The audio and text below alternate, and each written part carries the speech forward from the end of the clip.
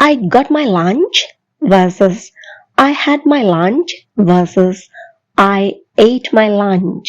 இவை மூன்றும் ஒன்றா? இவற்றில் எது சரி? எதை நாம் பயன்படுத்த வேண்டும்? வாங்க பார்த்துடலாம். I got my lunch. இதனுடைய அர்த்தம் என்ன? I received or obtained my lunch but may not have eaten it yet. அதாவது நான் என்னுடைய மதிய உணவை பெற்றுக்கொண்டேன், ஆனால் ஒருவேளை நான் அதை சாப்பிடாமல் இருக்கலாம்.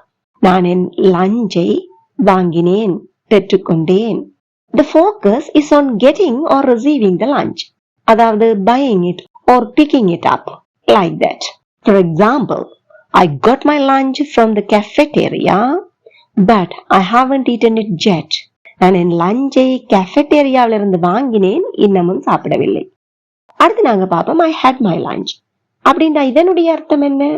I finished eating lunch. நான் என் மதிய உணவை சாப்பிட்டேன்.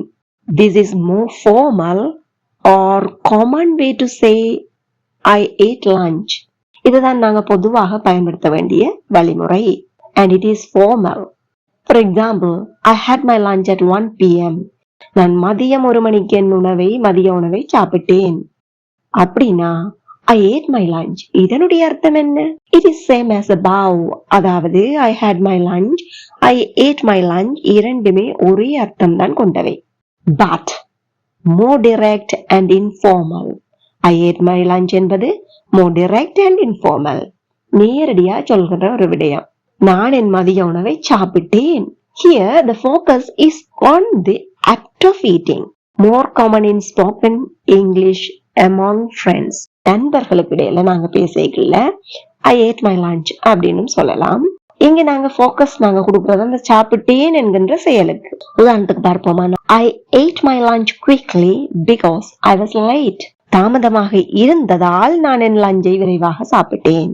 Now let's see a summary chart. I got my lunch, meaning I received or bought lunch. Focus on getting. I had my lunch, meaning I finished my lunch. It's polite and common. I ate my lunch, meaning I ate the lunch.